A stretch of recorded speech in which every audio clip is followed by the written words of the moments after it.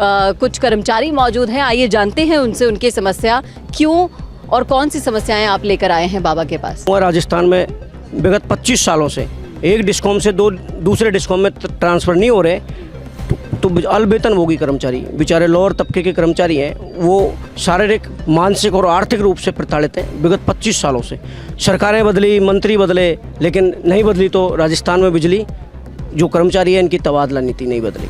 तो मैं यही कहना चाहूँगा, जब सरकारें खुद के फायदे के लिए, वोट बैंक की राजनीति के लिए इंटर डिस्कॉम तबादले कर रही हैं, लेकिन कर्मचारी के नजरिए से इन चीज़ों को क्यों नहीं देखा जाता। सही कहा आपने कि खुद के फायदे के लिए जो करना होता है कर देते हैं। बाबा ने गहलोत जी की सरकार में इतना बड़ा आंदोलन किया, लेकिन अब ऐसी क्या मजबूरी हो गई कि अपनी ही सरकार के सामने नहीं चल रहा। चाहे जो मजबूरी हो, हमसे स्पष्ट मना कर दे कि हाँ आपका काम नहीं होगा, हम बिल्कुल मंजूर है।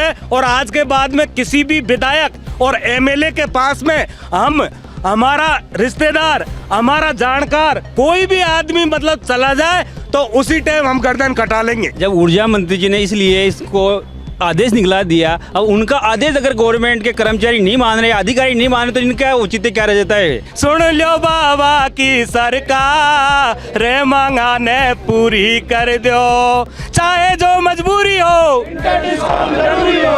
चाहे से कोई सा भी विभाग हो, लेकिन आस सिर्फ और सिर्फ किरोड़ी लाल मीणा है। क्यों, बताएंगे आपको इस वीडियो में। इस वीडियो के आखिर तक बने रहिएगा, क्योंकि जन सुनवाइयाँ चल रही हैं और जन सुनवाई चल रही है किरोड़ी लाल मीणा जी की। इसलिए राजस्थान का शायद ही ऐसा कोई क्षेत्र बचा हो जहां से कोई अपनी जन सुनवाई में समस्या लेकर बाबा के पास आ रहा हो। मेरे साथ बिजली विभाग के कुछ कर्मचारी मौजूद हैं। आइए जानते हैं उनसे उनकी समस्या क्यों और कौन सी समस्याएँ आप लेकर आए हैं बाबा के पास। मैं आपको बताना चाहूँगा, राजस्थान में विगत 25 सालों से एक डिस्कॉम से दूसरे डिस्कॉम में ट्रांसफ़र नहीं हो रहे, तो अल्पवेतनभोगी कर्मचारी बेचारे लोअर तबके के कर्मचारी हैं, वो शारीरिक, मानसिक और आर्थिक रूप से प्रताड़ित हैं। विगत 25 सालों से सरकारें बदली, मंत्री बदले, लेकिन नहीं बदली तो राजस्थान में बिजली जो कर्मचारी है इनकी तबादला नीति नहीं बदली। अब इसी सरकार में, पिछली सरकार में भी माननीय डॉक्टर साहब ने इस मुद्दे को लेकर बहुत बड़ा आंदोलन, 5-6 हज़ार लोग हम इकट्ठा हुए थे, बहुत बड़ी संख्या में। हम शहीद स्मारक में, जब कोरोना काल चल रहा था, उसमें हमने धरना प्रदर्शन कर रहे थे और इनके नेतृत्व में वो जोर शोर से इस मुद्दे को उन्होंने उस समय उठाया और सरकार का कहीं न कहीं गहलोत सरकार का ध्यान आकर्षण कराया। इनसे हम लगातार मिलते भी रहे, हमें बहुत सारी उम्मीद है, बहुत सारी अपेक्षाएँ, क्यों विपक्ष में रहते इस आदमी ने हमारी बहुत मजबूती से पैरवी की, जो शायद ही कोई मंत्री, हालांकि ये बात सही है कि इस इंटर डिस्कॉम तबादलों को लेके पक्ष विपक्ष, सांसद, विधायक, कोई भी मंत्री हो, दोनों ही सरकारों में हम प्रत्येक के पास इस मामले को लेके गए और उन्होंने अपने अपने लेटर पैड भी लिख के दिया। समर्थन, मतलब लिखित में समर्थन है हमारा। 200, आप समझो 200 से ज़्यादा किसी मांग को लेकर रिकमेंडेशन कर दिया जाता है, बावजूद उस समस्या का समाधान नहीं हो रहा। अब इस सरकार ने आदेश जारी कर दिया, 1 साल हो गए, प्रपोजल भी मांग लिए थे, बावजूद आप देखो सरकारी आदेश के बाद भी निगम उस आदेश को एडॉप्ट नहीं कर रहे, अभी तक विकल्प नहीं मांगे। उसको लेके हमारे जो कर्मचारी आए दिन बिजली हादसों में शहीद हो रहे हैं। बहुत सारे कर्मचारी अभी यहाँ कुछ आए हुए हैं जिनके हाथ पैर कट गए बिजली काम करते हुए। और ऐसी क्या मजबूरी है सरकारों की, जो ब्यूरोक्रेट्स पे अभी तक हमारा जो प्रपोजल है उसको इम्प्लीमेंट नहीं करा पा रहे।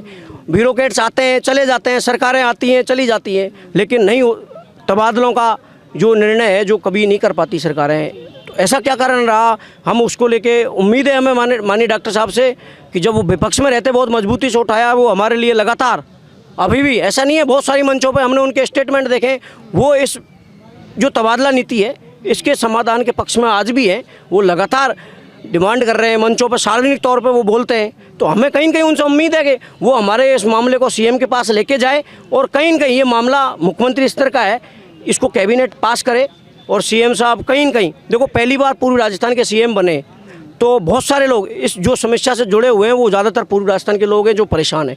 हाँ, ये बात सही है, पश्चिम राजस्थान के भी बहुत सारे लोग हैं जो पूर्वी राजस्थान में सेवाएं दे रहे हैं, पूर्वी राजस्थान के पश्चिम राजस्थान में सेवाएं दे रहे हैं।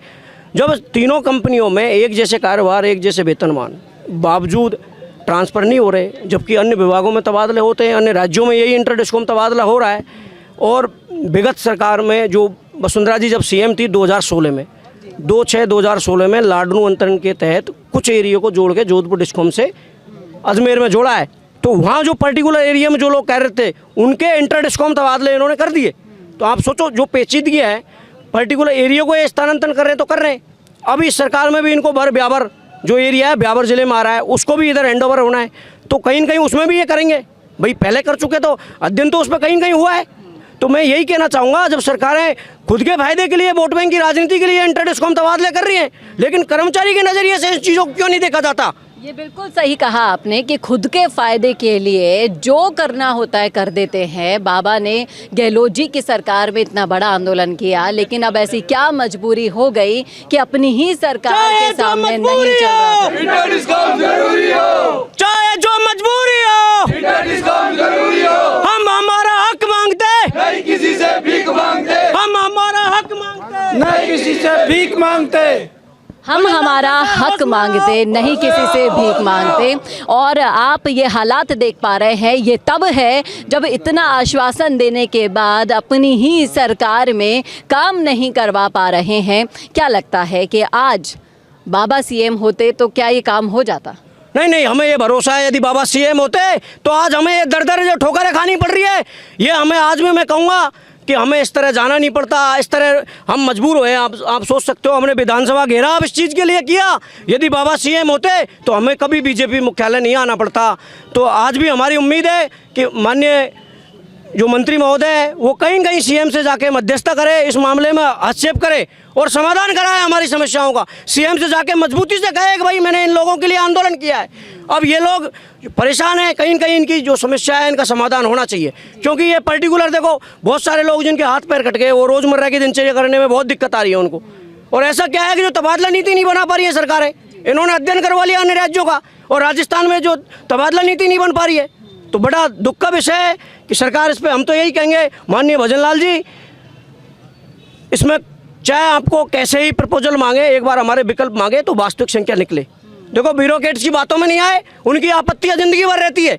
वो निजी स्वार्थ के लिए आज आईएएस के कैडर क्यों चेंज हो जाते हैं, और वो लोअर तबके के कर्मचारी में बैठ के उनके हितों के ऊपर कुठाराघात करते हैं, तरह तरह की आपत्तियां जोड़ते हैं, जबकि आदेश में साफ शब्दों में लिख दिया है कि भाई इनकी सीनियरिटी का हास होगा। हम उस चीज़ के लिए सहमत है, लेकिन बावजूद इसके डिस्कॉम इसको इम्प्लीमेंट नहीं कर रहा है। सारी सहमतियां देने के बावजूद भी तबादले नहीं हो रहे हैं। आखिर ऐसी कौन सी व्यवस्था है जिससे ये चीज़ें इम्प्लीमेंट नहीं हो पा रही है? वाकई में नौकरशाही जिस तरीके से सरकार पर हावी हो रही है, सरकार अपनी ही सरकार होने के बावजूद बाबा जैसे मंत्री लोग काम नहीं करवा पा रहे हैं। जो आंदोलन खड़ा कर चुके थे वो अब अपनी ही सरकार के सामने विवश हो गए हैं। सबसे बड़ा सवाल यही पूछ रही है जनता कि आखिर अब भी नहीं होंगे तो कब होंगे हमारे काम? हम क्यों आपको वोट देंगे?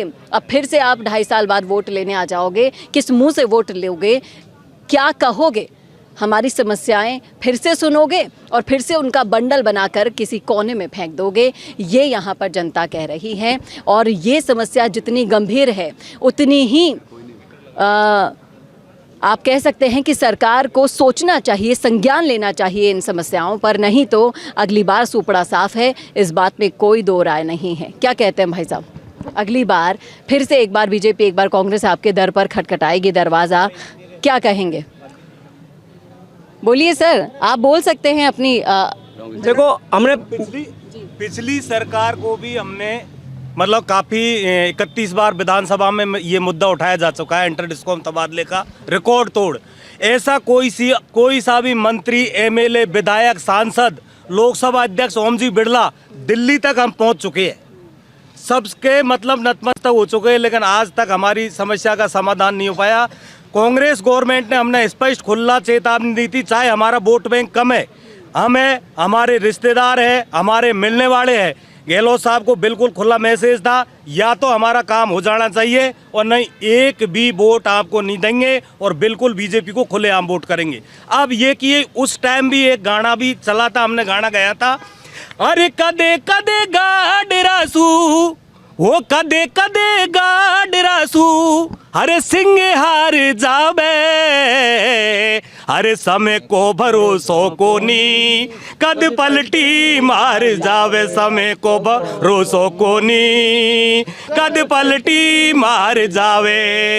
ये किए सब थे विधायक आवास गांधीनगर, जो 194 दिनों तक हमारा धरना चला था, उसमें हमारे यही सब थे। और यदि हमारी सुनवाई अब भी नहीं होती है तो खुले डंके की चोट पर बिल्कुल एक भी वोट नहीं मिलेगा हमारा। तो ये बिल्कुल सही कहा भाई साहब ने। हमसे स्पष्ट मना कर दे कि हाँ आपका काम नहीं होगा, हम बिल्कुल मंजूर है। और आज के बाद में किसी भी विधायक और एमएलए के पास में हमारा रिश्तेदार, हमारा जानकार, कोई भी आदमी मतलब चला जाए तो उसी टाइम हम गर्दन कटा लेंगे। समय को भरोसो कोनी कद पलटी खा जावे, ये इन्होंने सच कहा है, इस बात में कोई दो राय नहीं है। कितने परेशान हैं ये लोग, आपने सुना इनकी मुँह ज़बानी। और अब भी अगर सरकार इनकी मांगे नहीं मानती है तो इन लोगों का भरोसा शासन प्रशासन सरकारों पर से उठ जाएगा, इस बात में कोई दो राय नहीं है। जी भाई साहब, जी बाबा से एक खास संदेश, बाबा के नाम। अरे इंटर को मैंने कर दे, वो माई बाप की झोली ने भर दे। इंटर डिस्को मैंने कर दे, वो माई बाप की झोली ने भर दे। वो सुन लो बाबा की सरकार, मांगा ने पूरी कर दे। सुन लो बाबा की सरकार, मांगा ने पूरी कर दे। अरे 25 बरस सुर डोले, वो माई बाप कतई को बोले। 25 बरस सुर डोले, माई बाप कतई को बोले। सुन लो बाबा की सरकार, मांगा ने पूरी कर दो। सुन लो बाबा की सरकार, मांगा ने पूरी कर दो। चाहे जो मजबूरी हो, चाहे जो मजबूरी हो, जरूरी हो। अजी अब तो सुन लो बाबा री सरकार, मांगा ने पूरी कर दो, ये इनका कहना है। बड़ी ही रोचक तरीके से भाई साहब ने अपनी मांगों को रखा है। उम्मीद करता है संवाद आप भी इस वीडियो को ज़्यादा से ज़्यादा शेयर करना ना भूलेगा ताकि इनकी मांगे पहुँचे बाबा तक। हालांकि बाबा से मिलने तो आए हैं। जी भाई साहब, क्या कहेंगे आप? मैडम, जब ऊर्जा मंत्री जी ने इसलिए इसको आदेश निकला दिया, अब उनका आदेश अगर गवर्नमेंट के कर्मचारी नहीं मान रहे, अधिकारी नहीं मान रहे, तो इनका औचित्य क्या रह जाता है? मंत्री जी का कोई वजूद ही नहीं रहा इसका मतलब। तो फिर एक साल जब पूरा हो गया, भाई 2 महीने 3 महीने नहीं हुए, पूरा 1 साल पूरा कंप्लीट हो गया उस आदेश को निकाले हुए। फिर भी ब्यूरोक्रेसी इतनी हावी है जो मंत्री जी का तक आदेश नहीं मान रही, वो कोई भी अड़चन लगा दे रहे हैं। भाई जब मंत्री जी ने एक बार स्पष्ट कर दिया, भाई एक बार शीतलता हम देंगे, आपकी जो सीनियरिटी वो हास होगी तो हम मंजूर रहेंगे, या सीनियरिटी हास होगी तो हमारे कोई दिक्कत नहीं है, हो जाएगी। हमारे को तो एक वो आदेश है हमारे, ये आदेश रहा है उनका, ये आदेश निकाला हुआ है मंत्री जी का। और ये उन्होंने ये ट्विटर वाला भी मैं आपको दिखा देता हूँ, उनके ट्वीट किया जो भी दिखाओ। ट्वीट वाला यहाँ पर सबूतों के साथ बैठे हैं ये लोग। आप देखिए कितनी हठ धर्मिता है सरकार की। सारे सबूत आप देख पा रहे हैं कैमरे पर, संवाद के कैमरे पर आप ये सबूत देखिए। आदेश निकाला हुआ है जो ऊर्जा मंत्री जी ने 1 साल पहले जो आदेश निकाला था, उसके भी अवहेलना कर रहे हैं बड़े बड़े ब्यूरोक्रेट्स के जो अधिकारी बैठे हुए हैं। उनको मंत्री जी की कोई परवाह नहीं है कि मंत्री जी क्या आदेश निकाल रहे हैं, क्या करना चाह रहे हैं, उसकी उनकी कोई सुनवाई करने के लिए राजी नहीं है। उनसे बड़े हो गए आज के जो अधिकारी बैठे हुए IPS IAS लेवल के आदमी हैं, सरकार से बड़े हो गए। ये खुद ऊर्जा मंत्री जी ने यहाँ पर लेकर आए हैं ये लोग। जी ने ट्वीट करके जानकारी दी थी, हमको बड़ी खुशी हुई थी। हमने बहुत पटाखे चलाए 1 साल पहले, खुद मिठाइयाँ बांटी हम लोगों ने, कि जो आज भी उसको आज भी हम मिठाई खा के खुश हुई। भाई मिठाई खा के बावड़े बन के बैठ गए भाई साहब। जो बस हुआ यही है। अब आज भी वही दर की ठोकरें खा रहे हैं। तो सब कुछ होने के बावजूद भी दर की ठोकरें खाने को मजबूर हो गए हैं ये लोग। और आपने देखा सुना जिस तरीके से किरोड़ी लाल मीणा जी के सामने ये अपना संघर्ष सुनाने आए हैं। यहाँ पर आप देख सकते हैं कि बाबा यहाँ पर मौजूद हैं और बाबा सुनने के लिए इनकी, आप देख सकते हैं कि बाबा यहाँ पर हैं, लोग यहाँ पर हैं और आप देखते हैं कि सरकार किसकी सुनती है। आप साफ साफ देखिए कि किरोड़ी लाल मीणा जी यहाँ पर मौजूद हैं। क्या कहेंगे बाबा?